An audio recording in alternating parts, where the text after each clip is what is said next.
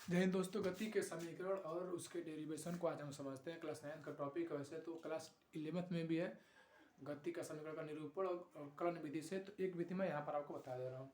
इससे पहले गति के समीकरण तीन होते हैं, सभी लोग जानते हैं। v बराबर u plus a t, s बराबर u t plus half a t, इसका v स्क्वायर बराबर यू स्क्वायर प्लस 2s।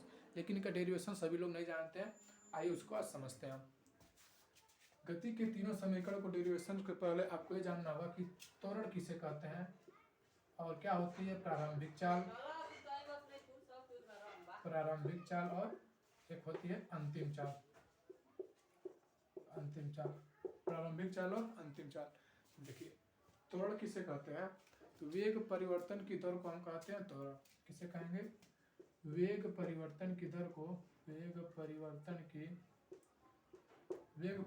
को हम कहते हैं त्वरण। मतलब किसी वस्तु का प्रति सेकंड कितना वेग परिवर्तन हो रहा है उससे हम कहते हैं त्वरण। जैसे मान लीजिए कि वस्तु का एक सेकंड में वेग 5 है, दूसरे सेकंड में 10, तीसरे सेकंड में 15 है, तो हर सेकंड उसका वेग 5 मीटर प्रति सेकंड बढ़ता जा रहा है, तो उससे हम कहेंगे उसमें त्वरण उत्पन्न हो रहा है।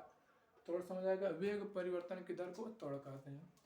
और प्रारंभिक चाल किसे कहते हैं? जब कोई वस्तु विरामावश चलना प्रारंभ करती है, तो जब चलना प्रारंभ करती है उसे कहते हैं प्रारंभिक चाल। अब जब वस्तु रुक जाती है, जहाँ पर जिस स्थान पर रुकती है उस बिंदु को हम कहते हैं अंतिम चाल। चाल बराबर होता है आपका दूरी बट्टे समय। ठीक है। अब देखिए जो भी इंपॉर्टेंट चीज तो समझ लिए। अब चलते हैं हम डेरिवेशन पे। देखिए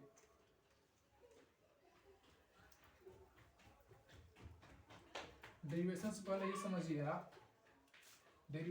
ये समझिए कि त्वरण में होता है तीन प्रकार का। एक होता है एक समान त्वरण,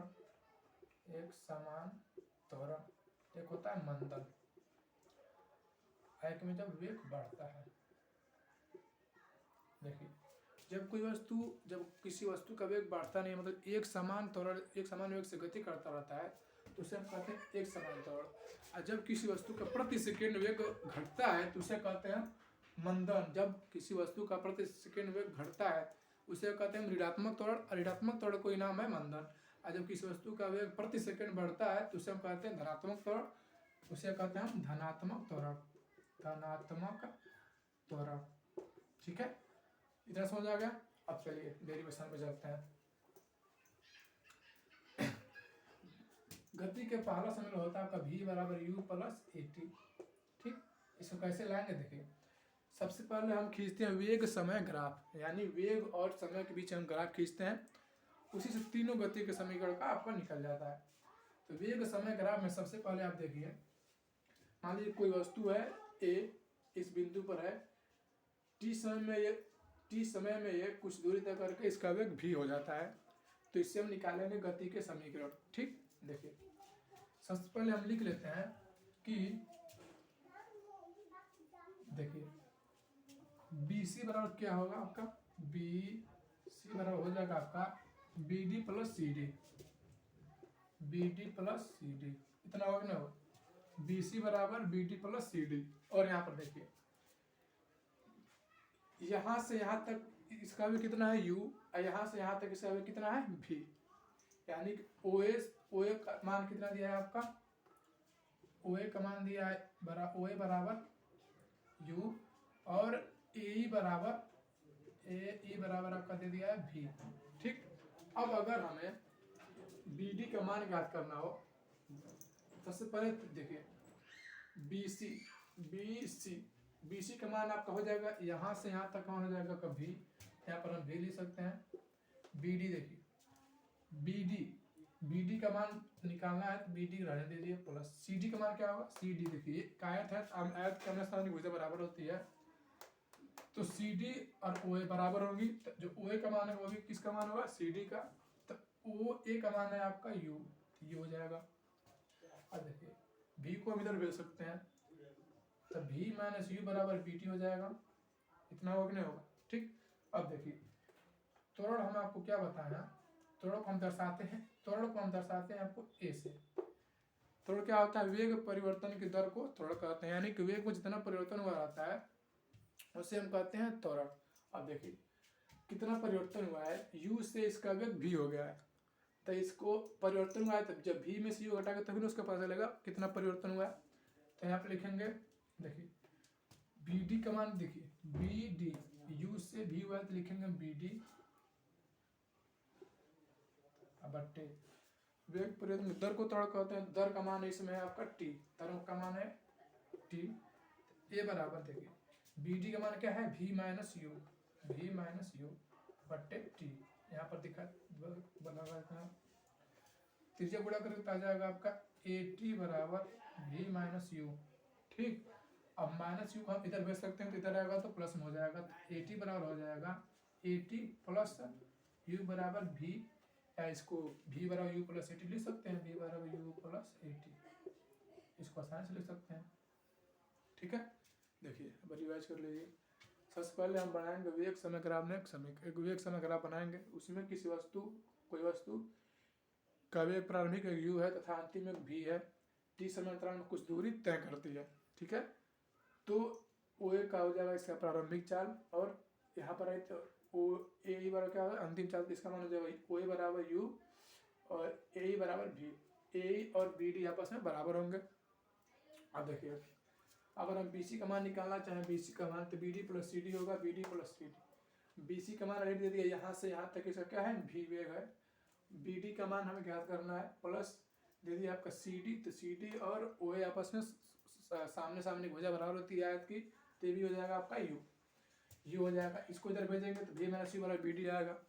अब त्वरण बड़ा होता है वेग परिवर्तन की दर, तो इसका वेग परिवर्तन कितना हुआ है, u से v हुआ है, तो v में से u घटाएंगे तभी पता चले कितना परिवर्तन हुआ है, तो v minus u b d के मान के बाद कितना परिवर्तन हुआ है, इसमें से पूरे में से इतना घटाएंगे तो बी सी में से सी डी का कितना है बी डी आया है, बी डी लिख दिया। तो वेग परिवर्तन का त्वरण कहते हैं, तो a बराबर वेग परिवर्तन कितना हुआ बी डी बट्टे टी, और बी डी का मान आ रहा है क्या है, बी डी का मान आया आपका v माइनस यू, तो यहाँ पर लग दीजिए v माइनस यू, अब कर दिए त्रिज्या गुणा ए टी बराबर हो जाएगा v माइनस यू, यू को इधर भेजेंगे तो आ जाएगा प्लस में, तो ए टी प्लस यू हो जाएगा बराबर v, या ए टी प्लस यू बराबर v या v बराबर यू प्लस ए टी, दोनों का मतलब एक ही है। ये आगे गति का वजह समीकरण का न्यूमेरिकल। ठीक है, अब देखिए आगे हम समझते हैं दूसरे समीकरण का, इतना ध्यान रखिएगा। अब देखिए पहला हो गया, अब दूसरा होता है आपका यस बराबर u t plus half a T square, इसको कैसे डेरिवेट करेंगे देखिए। अब यहाँ पर ध्यान से देखिए, एक आयत बन रहा है, एक त्रिभुज बन रहा है, तो यस का मतलब होता है कि कोई वस्तु कितनी दूरी तय की, तो इसका अगर हम क्षेत्रफल निकाल लेंगे तो हमें पता चलेगा इसकी कितनी दूरी है या कितनी दूरी तय की। ठीक है, तो अगर हम आकृति ओ ए बी सी का क्षेत्रफल निकाल लें तो हमें पता चलेगा कि दूरी कितनी है। तो अगर हमें यस निकालना है तो हम लिखेंगे ओ ए बी सी, यही ना है, इधर इसका कुछ मतलब है नहीं, उसने डैश डैश हुआ है, ओ ए बी सी का क्षेत्रफल, ओ ए बी सी का क्षेत्रफल। अब देखिए इस बराबर ओ ए बी सी में एक आयत है एक त्रिभुज है, तो हम आयत का क्षेत्रफल अलग निकाल लेते हैं और त्रिभुज का क्षेत्रफल अलग निकाल लेते हैं। आयत का क्षेत्रफल होता है लंबाई गुणे चौड़ाई, लंबाई गुणे चौड़ाई, इसकी लंबाई कितनी है 0 से c तक है ना, 0 c का मान आपका t, तो हो जाएगा t गुणे चौड़ाई कितनी है a है, u है ना, 0 से a तक का मान कितना u है, तो ये भी u होगा, हो जाएगा t गुणे u। अब देखिए प्लस ये तो आयत का हो गया। अब त्रिभुज का क्षेत्रफल निकालना है, त्रिभुज का क्षेत्रफल होता है 1/2 आधार गुणे ऊंचाई, तो 1/2 गुणे इसका आधार कितना है, आधार आपका AD, AD का मान t होगा, क्योंकि एक आयत है, आयत का आमने सामने भुजा क्या होती है बराबर होती है, ये t है तो ये भी t होगा, तो t गुणे आधार हो गया। अब ऊंचाई, ऊंचाई कितनी है इसकी, नहीं इसकी ऊंचाई है, ऊंचाई त्रिभुज ऊंचाई कहाँ है BD है, BD कितनी है v है। ठीक है, देखिए BD का मान आपको दे दिया है, नहीं v नहीं होगा, BD का मान हम पहले निकाले थे, BD बराबर v माइनस यू होगा ना, v माइनस यू। ठीक, अगर समझ लो BD बराबर v माइनस का u। अब देखिए ये सवाल क्या हो जाएगा आपका टी का गुणा करेंगे में तो हो जाएगा आपका यू टी प्लस 1/2 गुणे, अब देखिए हाफ ए टी स्क्वायर।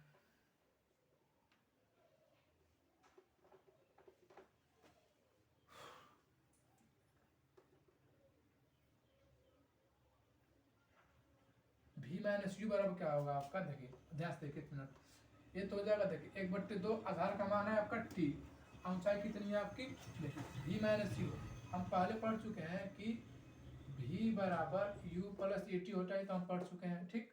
तो अगर हमें ऊंचाई बी डी का मान ज्ञात करना है तो अगर v माइनस यू निकालें इधर तो v माइनस यू बराबर ए टी आएगा आपका, इसको इधर भेज दें तो v माइनस यू बराबर ए टी बचेगा, बचेगा नहीं बचेगा ठीक। तो हम v minus u b d का मान पूछा है यहाँ पर, तो गुणे बी डी लिखेंगे। अब देखिए इसको मिटाइए तो ये सर आपका क्या हो जाएगा यू टी प्लस 1/2, देखिए बी डी का मान क्या हो जाएगा v माइनस यू, अब v माइनस यू बराबर कितना है, बी डी का मान हो जाएगा आपका v माइनस यू, देखिए यही ना बी डी है, तो v हम इसमें से यू घटाएंगे तो नहीं इतना पता चलेगा कितना होगा, तो v माइनस यू बराबर 80, तो हम लिखेंगे बी डी जहाँ पर v माइनस यू, अब v माइनस यू का मान है आपका 80, तो गुणे टी ऑलरेडी दिया है आधार, गुणे ऊंचाई कितना हो जाएगी 80, तो यह बराबर हो जाएगा you t plus half a T square, ये आपका डेरिवेशन हो गया। ध्यान से देखिए शुरू से एक बार हमें दूसरा समीकरण ज्ञात करना है, दूसरा में होता है एस बराबर u t plus half a T square, S का मतलब होता है दूरी। तो इस पूरे आकृति में कितनी दूरी तय की है इसके लिए हम क्या करेंगे, सबसे पहले इसका क्षेत्रफल निकालेंगे पूरी आकृति का। इस आकृति में हम देखते हैं कि एक आयत था एक है त्रिभुज, ठीक है।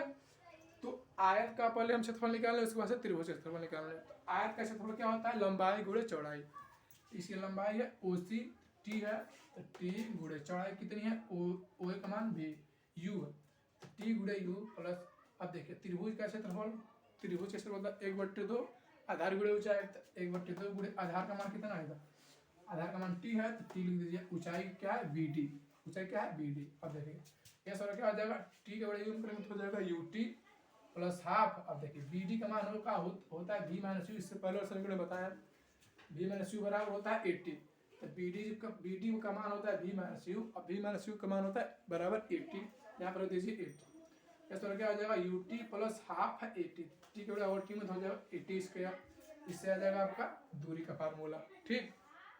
अब देखिए दूसरा हो गया, इसके बाद समझते हैं तीसरा समीकरण। तीसरा समीकरण गति का तीसरा समीकरण क्या होता है आपका, v स्क्वायर बराबर यू स्क्वायर प्लस 2as। अब इधर ध्यान समझिए, ध्यान समझिए इस आकृति में, इस ध्यान से देखिए ओ ए बी सी एक समलंब चतुर्भुज है, समलंब चतुर्भुज बन रहा है। अब हम समलंब चतुर्भुज का क्षेत्रफल को निकाल के गति के तीसरे समीकरण का डेरिवेशन करेंगे। देखिए लिखेंगे यस बराबर होगा ना, यस इसमें भी दूरी होगा, यस बराबर क्या होगा समलंब चतुर्भुज, देखिए ओ A B C, O A B C का क्षेत्रफल, जिसको नहीं पता समलंब चतुर्भुज, देखिए इसकी सारांश भुजा क्या समांतर हो, आगे सारांश भुजा क्या है समलंब, उसे कहते हैं समलंब चतुर्भुज। तो O A B C, O A B C, O A B C का क्षेत्रफल निकालेंगे। अब देखिए समलंब चतुर्भुज का क्षेत्रफल होता है 1/2 समांतर भुजाओं का योग या उनके बीच की दूरी, समांतर समलंब चतुर्भुज का क्षेत्रफल होता है समांतर भुजाओं का योग एवं उनके बीच की दूरी। अब देखिए तो यस बराबर 1/2 समांतर भुजा कौन कौन सी है, ओ ए और बी सी, ओ ए और बी सी, हो जाएगा ओ ए प्लस बी सी गुणे उनकी बीच दूरी कितनी है, ओ बीच दूरी कितनी है ए डी, बीच दूरी है आपकी ए डी। तो यस बराबर क्या हो जाएगा आपका 1/2, ओ ए का मान कितना है, ओ ए का मान है आपका, ओ ए का मान है यू प्लस बी सी का मान है आपका, पूरे बी सी का मान है यहाँ पर भी, पूरे भी गुणे, देखिए ए डी का मान कितना है आपका टी, ए डी का मान कितना है आपका, ए डी बराबर उसी होगा ना आयत की समांतर हो जाए आमने सामने हो जाए टी ठीक। इतना होगा।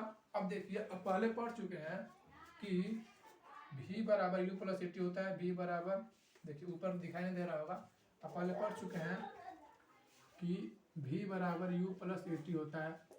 तो इसमें से अगर हम केवल मान निकालें आपका t का, देखिए u को अगर इधर भेजेंगे तो v माइनस यू आएगा बराबर 80, आएगा कि नहीं आएगा? ठीक। अब देखिए v माइनस यू बट्टे इसको ए गुणा में इधर आएगा तो भाग में जाएगा, a बराबर t होगा। इतना होगा कि नहीं होगा? होगा। अब देखिए यहाँ t की जगह पर हम रखेंगे v माइनस यू बट्टे a, ये सारा क्या हो जाएगा, एक बट्टे तो u प्लस v लिखे v प्लस, देखिए जोड़ में क्रम विनिमय का नियम पालन होता है, तो u प्लस v लिखे v प्लस यू लिखिए। अब देखिए t बराबर क्या लिख सकते हैं, v माइनस यू लिख सकते हैं, v माइनस यू बट्टे क्या है a है, a लिख लीजिए। अब देखिए इसको अगर बट्टे में पूरा कर दें तो ये सारा क्या हो जाएगा आपका 2a होगा, एक बट्टे 2a। अब देखिए a plus b a minus b होता है a square minus b square, तो हो जाएगा v स्क्वायर माइनस का u स्क्वायर। इधर गुणा में इधर जाएगा तो इधर देखिए भाग में हो जाएगा तो गुणा में जाएगा 2a का गुणा यस में तो हो जाएगा 2a यस। आप अगर दिखाई नहीं दे रहा होगा तो हम यहाँ पर सिद्ध कर दे रहे हैं, यहाँ का यहाँ पे तो हो जाएगा आपका 2a यस बराबर हो जाएगा आपका एक बट्टे, बचेगा आपका b square minus u square, b square minus u square. अब यू स्क्वायर इधर भेज देंगे आ जाएगा माइनस में, तो इधर आएगा तो प्लस हो जाएगा, तो हो जाएगा आपका 2as प्लस, देखिए माइनस यू स्क्वायर इधर आएगा तो प्लस यू स्क्वायर बराबर v स्क्वायर, या v square by you square plus 2as, या आप इसको उल्टा सीधा लिख सकते हैं। आ गया ना? देखिए v स्क्वायर बराबर यू स्क्वायर प्लस 2as, या इसको सीधा इस तरफ भी लिख सकते हैं, v स्क्वायर बराबर यू स्क्वायर प्लस 2as, इसको इस तरफ भी लिख सकते हैं। ठीक है। अब देखिए इधर समझ आ गया, फिर से एक बार रिवीजन कर लीजिए। इस पूरे आकृति के क्षेत्रफल हम देखते हैं कि एक समलंब चतुर्भुज बन रहा है। समलंब चतुर्भुज पर होता है 1/2 समांतर भुजाएं एवं उनके बीच की दूरी। इसकी समांतर भुजाएं कौन कौन सी हैं? OA और BC है ना। OA का मान क्या है आपका U, और BC का मान है V, तब लिख दिए हैं V प्लस U। इसके बीच दूरी कितनी है? AD का मान है T। गति के पहले समीकरण से हम एक मान निकाले हैं आपका 80 का, तब u इधर आएगा तो माइनस हो जाएगा, जब a आएगा इधर गुणा से भाग में जाएगा, तो हो जाएगा t बराबर v माइनस यू बट्टे a। यहाँ पर t बराबर v माइनस यू बट्टे a रख दिए हैं। उसके बाद से देखिए 2a गुणा हो गया, इसका उसमें गुणा तो 2s हो गया, a plus b a minus a square minus b square सूत्र होता है, तो हो जाएगा b square minus u square. यहाँ से इधर बदलेंगे तो 2s बराबर देखिए माइनस यू स्क्वायर इधर बदलेंगे तो प्लस यू स्क्वायर आ जाएगा, तो हो जाएगा आपका b स्क्वायर बराबर u square plus 2a yes. ठीक है। अब इसके आगे देखिए जो तीनों समीकरण बताया है, v बराबर u प्लस 80, s बराबर ut प्लस हाफ है 80 स्क्वायर, और v स्क्वायर बराबर u स्क्वायर प्लस 2as, ये तीनों कब काम करती हैं? जब इसका त्वरण एक समान रहता है, जब त्वरण एक समान रहता है। का हो ना हॉल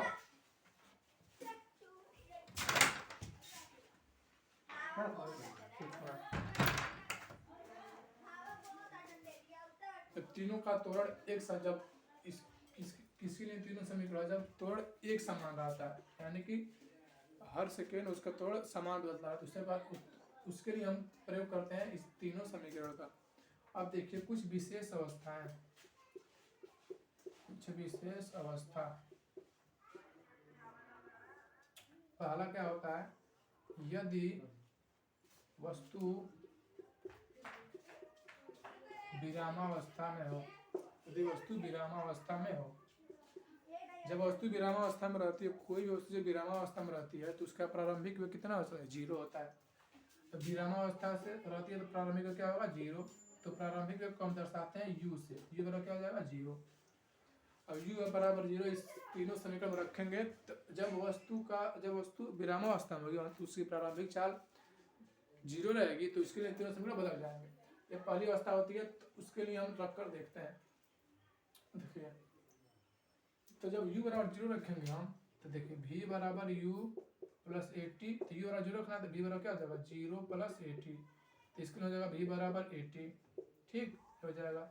वही जब आप दूसरे से रखेंगे, दूसरे में यू रखेंगे, यू और जीरो तेईस बराबर क्या होगा, जीरो गुणे टी बट्टे हाफ ए टी स्क्वायर, तो जो यस बराबर जीरो हो जाएगा, तेईस बराबर हो जाएगा एक बट्टे दो ए टी स्क्वायर, इसके लिए हो जाएगा। उसमें भी यू बराबर जीरो रख देंगे तो हो जाएगा बी स्क्वायर बराबर u square plus two a s, b square बराबर हो जाएगा जीरो का square plus two a s, तो सीधे हो जाएगा बी स्क्वायर बराबर टू ए एस। ठीक, आगे समझ में। अब देखिए, जब वस्तु का त्वरण, जब वस्तु का वेग घटता है प्रति सेकंड, जब वस्तु का वेग घटेगा तो उसके लिए अलग समीकरण होगा। जब वस्तु का वेग घटेगा तो उसका वेग कम होगा, और जब उसका वेग कम होगा तो उसमें होगा उत्पन्न मंदन। अच्छा, मंदन पर होता है प्लस, जब हम लगा देंगे माइनस, तो इसके लिए क्या हो जाएगा भी minus you plus a T, ये भी हो जाएगा माइनस, ये भी हो जाएगा माइनस, जब मंदन होगा तब। ठीक है। अब इसके बाद एक आपका हेडिंग बचता है वृत्तीय गति।